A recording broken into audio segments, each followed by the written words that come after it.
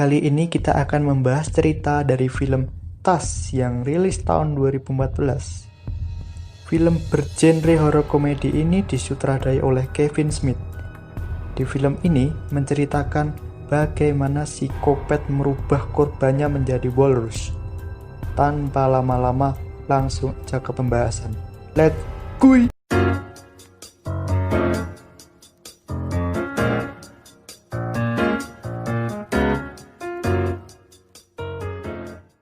Film ini diawali dengan podcast yang dilakukan dua pria. Dalam podcast tersebut, membahas hal-hal konyol yang mengerikan. Seperti pria ini, dia berlagak sok di depan kamera, sambil memainkan pedangnya. Namun, secara tidak sengaja, pedang yang dia mainkan mengenai kakinya hingga putus. Tapi mereka berdua malah ketawa melihat hal itu. Dasar gak ada akhlak. Dua pria di podcast itu bernama Wells dan Teddy. Singkat cerita, Wells punya ide untuk menemui anak di video tadi untuk diwawancarai kegoblokannya. Namun, setelah sampai di tujuan, ternyata anak itu sudah meninggal. Diduga sang anak bunuh diri karena sudah tidak tahan dengan dirinya yang hanya mempunyai satu kaki. Kemudian, dia menelpon manajernya karena tidak bisa mewawancarai orang yang sudah mati. Ketika Wells berada di bar, dia melihat catatan di WC yang berisikan curhatan kakek tua di pelosok Kanada. Ia mengaku mempunyai cerita untuk di-share dan memerlukan sebuah media untuk meliput kisahnya tersebut. Dan Wells pun tertarik untuk menemui orang itu. Lantas, dia pun bergegas menuju lokasi, OTW.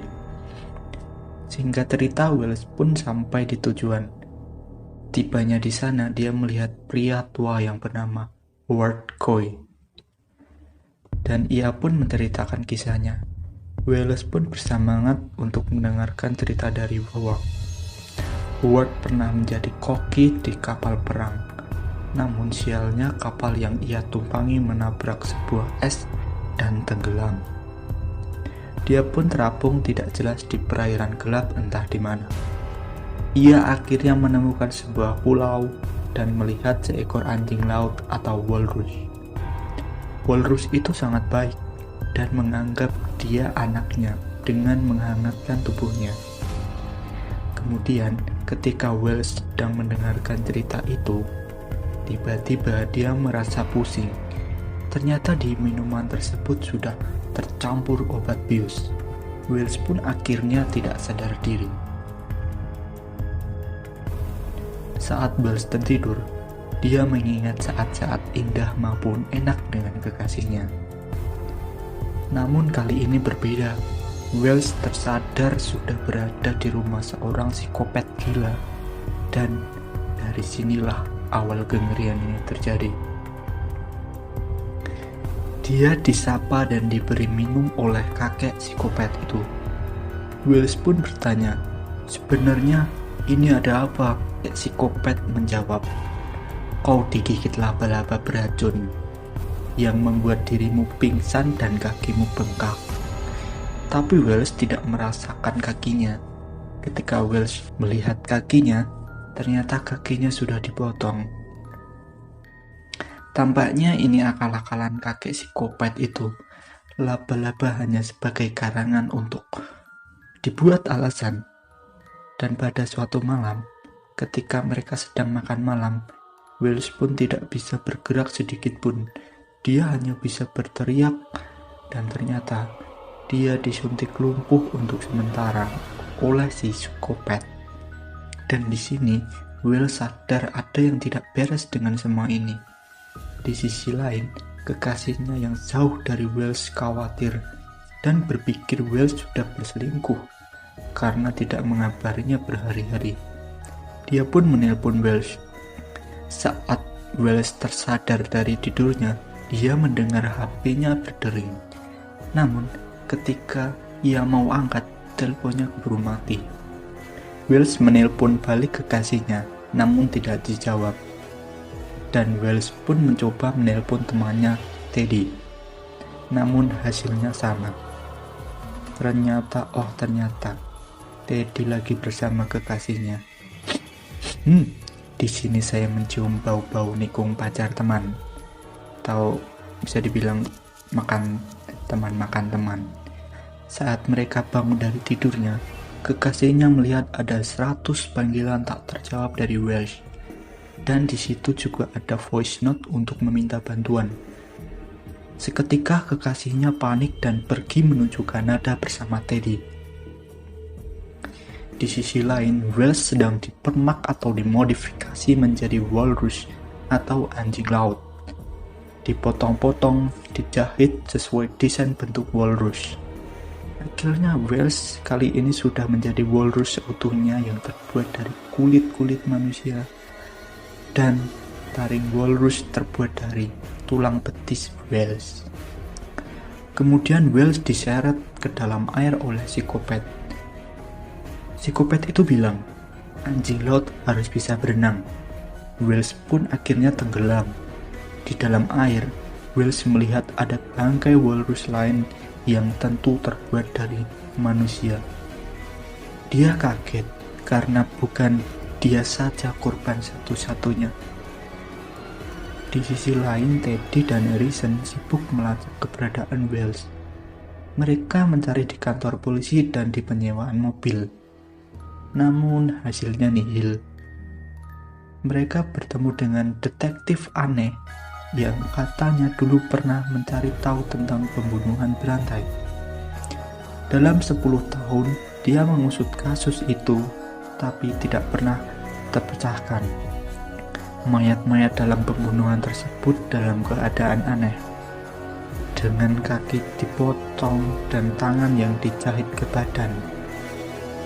Dan di mulutnya pun sudah terpasang taring panjang yang mirip dengan taring walrus. Di sisi lain, psikopat berbincang dengan Wells yang sudah menjadi walrus. Ia berbicara tentang kecintaannya pada walrus yang dulu pernah menyelamatkan hidupnya. Dan Wells pun diberi makan ikan. Wells terpaksa memakannya karena sudah terasa lapar sekali. Psikopat itu senang karena si Wells sudah mirip dengan walrus. Di hari selanjutnya, Wells pun diajarkan berenang oleh psikopat itu. Dia berenang sambil bercerita. Ternyata waktu dulu saat terdampar, ia terpaksa membunuh dan memakan walrus yang sudah menyelamatkannya itu.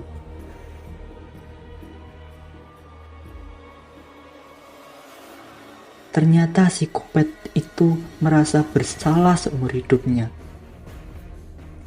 Kembali di sisi Allison, ia bersama Teddy dan detektif aneh itu mulai mencari dan menelusuri jejak Wells. Ia melihat mobil Wells yang tercebur ke dalam air dan diduga dibuang dengan sengaja. Ketika mereka sudah menemukan tempat persembunyian psikopat itu, mereka mendengar suara-suara aneh di dalam rumah itu. Dan ternyata itu adalah Wells dan psikopat yang sedang bertarung. Hanya saja uniknya psikopat memakai baju walrus dan bertarung seperti walrus. Ia pun berkata, dulu Mr. Tusk atau walrus yang ia pernah bunuh tidak mempunyai kesempatan bertarung dengannya yang sudah membunuh dan memakannya dulu. Dan kini ia ingin Wells bertarung dengan Mr. Tusk dan melawannya. Ia harus bertarung atau dia mati. Kalaupun Wells menang, dia tidak akan menjadi manusia. Dengan amarah Wells menusuk kaki psikopat dan menusuk dada psikopat itu hingga mati. Allison dan Teddy sampai di tempat Wells dan kaget melihat kondisi Wells yang sudah menjadi walrus. Dan ketika detektif itu datang, dia melihat Wells dan berasa kalaupun dia hidup, dia hanya akan mendapatkan penderitaan. Dia mencoba menembak Wells, namun dihentikan oleh Allison. 1 tahun kemudian,